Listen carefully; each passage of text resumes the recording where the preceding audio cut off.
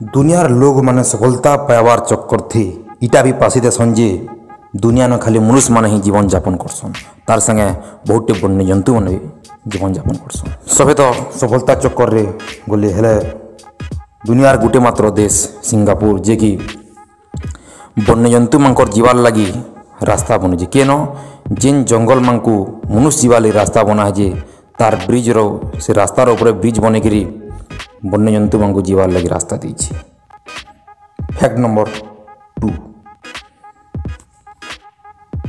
Fact number 2 रे अपन जानिकी आश्चर्य हेबे जे हंसबे भी किंतु सब बड़ कथाटे पशु पक्षी मानकू सम्मान देवार लगी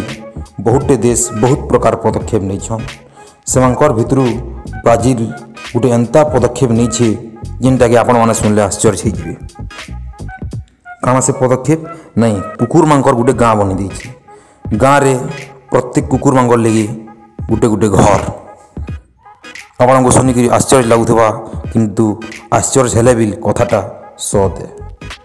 और यहाँ इ गाँटा अच्छे ब्राजिल देश में।